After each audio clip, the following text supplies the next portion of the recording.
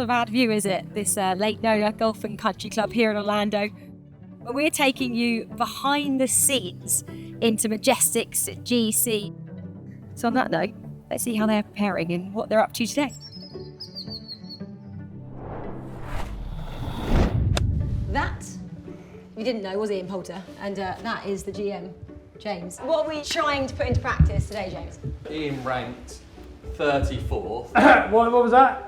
34th on live in proximity to the hole from 150 to 175, and for someone historically who is short irons have always normally been a strength of his, that's just not going to get it done. Look, I have concerns. I guess I have concerns for different people for different reasons. I think for Ian, it's all about how laser focused he can be on this. It won't be a question of hours in the day. It will be a question of, can he narrow the distractions? Is it as simple as coming in here and working on this for a certain amount of hours, a certain amount of times, and that you'll see a result? We don't know. We can't afford to play 14-week season and leave any stone unturned. I know Ian is still highly motivated. His character is magnetic, right? The energy he brings and making sure he wants everything to happen well. I think he's got to be appropriately selfish if he wants to perform at his highest level. As an individual player, I think it's actually quite exciting to be given a plan, because we all know what we're really good at, but if within that we target these areas and make those improvements, like, look, Top of the world. it will all be good. None of us have walked off the golf course this year and gone, oh my God, how good was that? Like, that was awesome. We're all walking off, in this, in that, headless, walking in the locker room, pissed off. And that's not good, right? So I don't want to walk in the locker room and put my foot through the locker room door, because that's not healthy. How excited are you about these numbers? I'm asking the players, but for you... For James, the numbers, are you joking? This is what I mean. What, Look Mr. at him. Stato over there? This isn't rocket science, mate. This is Listen, far from rocket science. like, look, it's for James to do his job, and that's, hey mate, look, terrible from 130 at the minute. Like, let's have a look. Nobody's set it alight this year. Nobody's gone out there and won a tournament. I don't think we've had a top 3 as individuals. You know, we really need to be clearly a bit more focused. Come on then, can you hit one inside So 25 you've heard it here feet? first, haven't I've you? just hit one to 4 See foot it one now. in. Well, you want to end on that one? It was lovely. What do you want? Would you like give me a yardage number and give me a shot shape? Oh, look, well, what's that, 9-iron? Yeah. So I can get it like, so from 145 to 155 is my window, right? So I can You hit. land it 153 in a straight line. About 4 foot 3 inches, really acceptable. 2 yards short, 2 yards short. So, you know, that right there is, I mean, that's a tick. Is that it? It's a tick, right? But, you know. How often would you usually shot in a tournament? How often? Yeah, taking that much distance off a shot, playing that much curve. If I have one, not that often, Not but that if I often, right. have to, so say it's really windy and I want to flight it down, so height-wise, I normally sit between 100 feet and 110. Sam sits a bit higher than that. Did you ever take that much off? Not that much. I go the other way. Like if I'm in between, I'll hit You wanna something hit it harder. harder. Yeah. Yeah, that's why it's interesting. Sam will lean on one more than I will ever lean on one. What his swing dynamics gives him the capability to do. I remember in Saudi, I was struggling with my driver on the range, and Ian and Wesley came up and they were like, you know, why don't you try just moving the ball position back a little bit and then I'll get the path out to the right. And then it just clicks. And then I played solid that week, and no one ever knows that. No one will ever know that, but I do and they do, you know, it's just little things like that, you know? Oh, hello. Rocket. We James go every exactly, time. look, 12 feet. See this right here? Yeah. This is a happy team principle right there. Next. You're happy. Well, yeah, I mean, you know, do I look at other optics within this to try and find another piece to our game? It's about, you know, testing it. Testing. For me, this is, you know, how far can I push boundaries in where I think my game's at? Did I think I'll be playing top class golf at the age of 48? I don't know. to be honest with you. I was working in a shop 25 years ago. We can leave it, Yeah, right? let's go. Leave it It's to definitely got more than that. You've only got about 20, no? 20? 30? How many are you going to do? Have a go. No, I'm all I right. hear your golf game's great. Go on, hit one. Go I'm on. the person who talks. Go on, hit one. Ah. See you, boys and girls.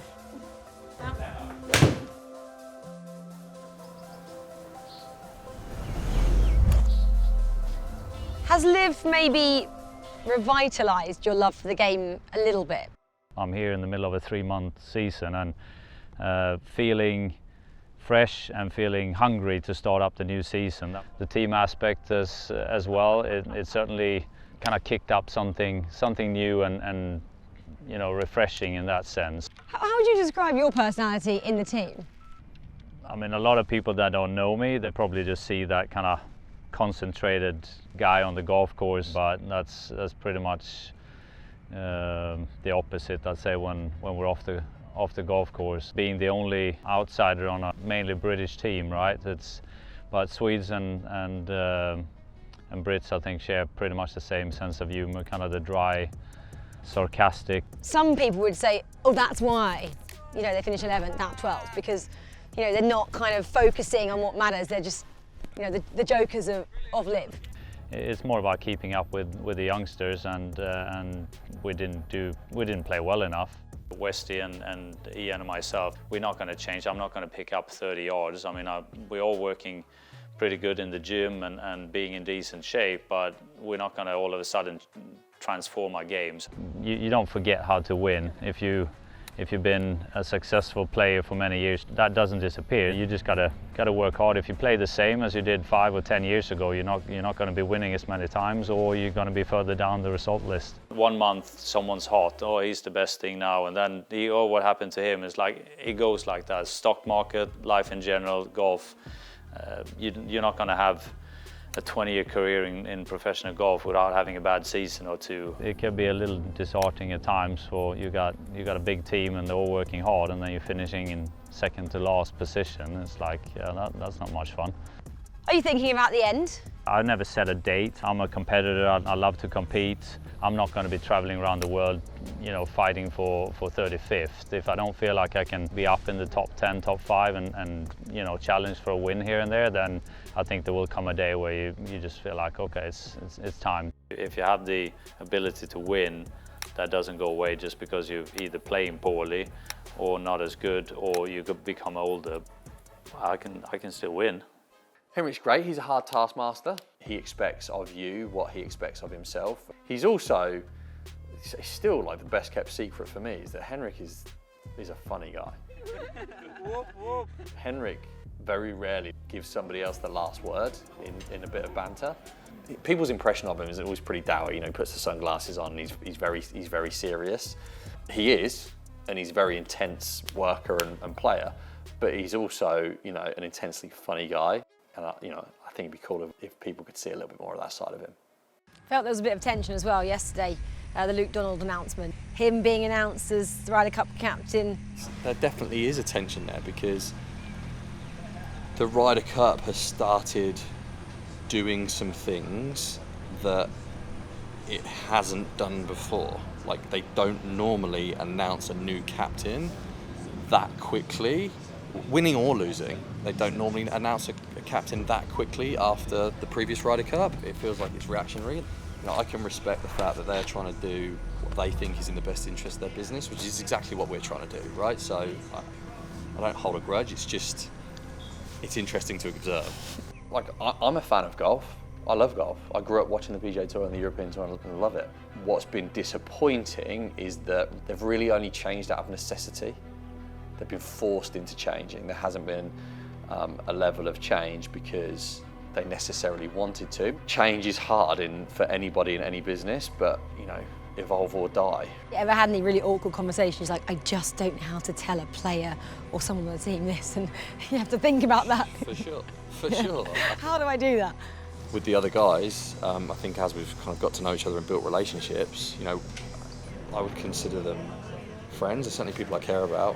I just want to do what's best for them. Businesses to me are people, The most valuable asset you have in any business is people. All of my close friends or all of my business connections all really stem from golf. That's the ultimate measure for me. Hello. Where are we going? Where are we going, Lee? We're going to watch the Orlando Magic. Yeah. Are they playing the Wizards? Are the Wizards any good? I don't think They're magical, no? I don't think they are, no. I'm a massive Magic fan, he's always there. When was the last time you went to watch Arsenal? Shut up and get in. Let's go. Whole team outing. Who plays for the Magic? Who plays for the Magic? I don't know. Ooh, God, this is smooth. It is, isn't it? So how's this week gone then, guys? I think it's hard to analyse stuff at tournaments if you're too emotional. I also had 4 weeks off as well, so How many balls did you hit in that 4 weeks off? golf is our job. We treat it like it's a job, but you have to have a little bit of a break at some point, otherwise you're going to go absolutely crazy. You know what the football season's like? The football season has a break and everybody's like, yeah, football season's in 6 weeks' time. Or golf, it's like week after week after week. It's too saturated with the same old 72 old tournaments. Jamie, that's what Liv's doing really well then. You know, some people are going to like it, some people I aren't. think the stats turned around and said it a couple of months ago. The average age demographic was 20 years younger than what the norm has been. Yeah, it's a different mindset and it's a different type of golf, isn't it, Liv? It's drastically different, and it's probably a disadvantage having played the game as long as we have, because we've got used to playing 72 hole tournaments more than anybody else, really. So it's quite a big adjust for us psychologically, you know, to stand on that first tee on a Friday and you come out firing straight away. You play with very few players on Live now that play away from a flag. They just go for everything. Nope, it's that 1 week where, you know, you're going to have your week and make a few putts and win the $4 million bucks. It was announced, of course, that Luke Donald was going to be captain of the Ryder Cup team for Europe again.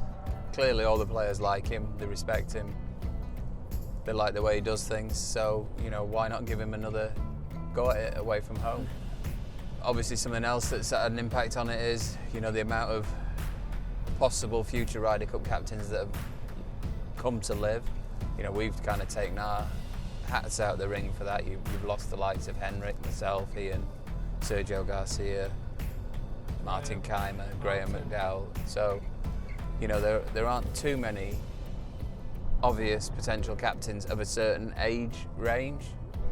Even if it changes down the road, do you think they would let the likes of you two be captain or just be able to participate? My participating days are over.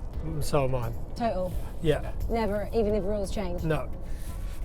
You know, I would love to be part of, you know, another Ryder Cup team in some fashion if there was ever the opportunity that things change and we're ever asked to be able to help out. You cut us in half and, you know, for the most part, it bleeds Ryder Cup. Too busy running a franchise to be Ryder Cup You're busy captain. guys. You're busy guys. You look like you love that though, Ian. This busy. Yeah, I do. I mean, I like a bit of chaos, to be honest with you. He's got to have something on the go. Or I love a deal. My market days just squeeze out of me. Do you haggle? Oh, I love a haggle. Yeah, proper haggle. No matter how much you got in the bank, deal is a deal is a deal. Lee, what's it like being friends with Ian? Like, you've been friends with Ian for so long. You learn to switch off after a while. Such a knob. Right, no, we're actually leaving the cars because we can't take cameras inside. So we're now going, what is it, Blair Witch Project style? Is that old school, too old school? We're going old school. We're going old school with these. So we're going in. Let's go Magic. What's their song? Don't know. Anyway. Let's go Magic. Ian's whole team are over there. Woo! Right, all Sam's made it here. We're going in to watch the Magic. Let's go Magic! Let's go!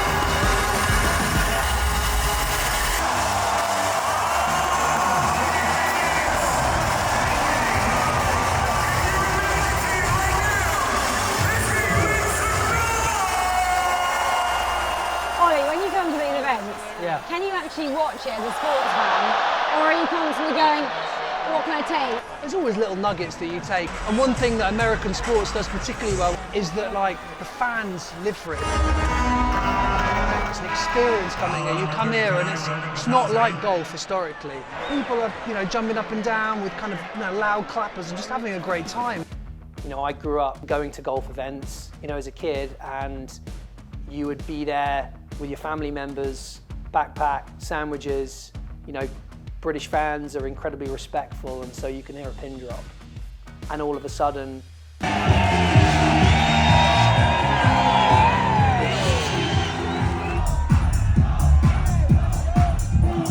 where I went to school, UF, the stadium holds 98,000. I always say there's 95,000 drunk college kids. Every time? Every time. Every single time.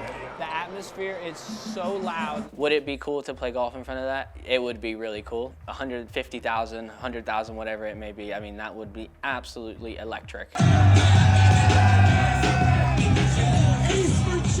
Do you think the fans at the moment care about the teams like they do a team like this, the Magic? Look, we're a European British franchise, right? We've got a great fan base already building, you know, in the UK market. Are we at a place where we're like the Orlando Magic?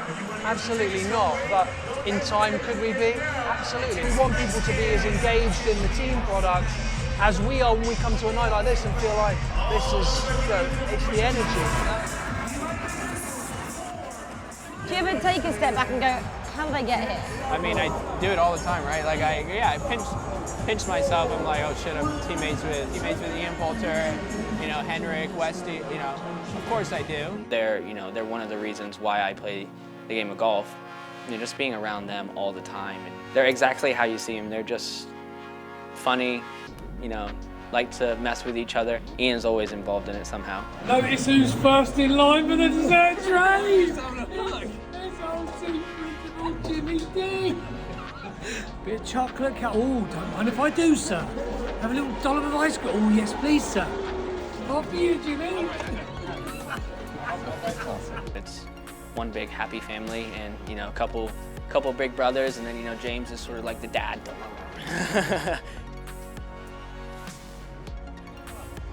I've been waiting for this all night.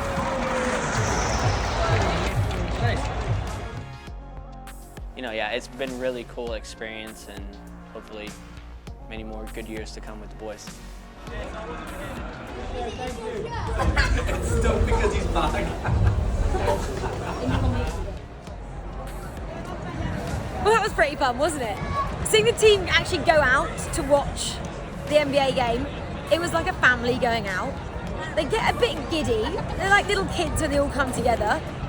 Majestics are one of the most recognisable teams in Liv at the moment. They're doing so much right, but after being in there and chatting with Ollie, he knows how far a journey they've got to go on. If they can get the individual fans, which all these 4 players have, they can bring them over somehow, then you've got a team which people can invest in and get behind week in, week out, and ride that wave of emotions with them, and that's what I think they're all looking for. Coming up on Camp Confidential. I've not known the guys very long, so I'm still bottom of the pecking order. I'm backing these guys. I don't like you. If you have enjoyed this, go to LiveX, sign up to be a Majestics GC fan, and there will be more exclusive content heading your way.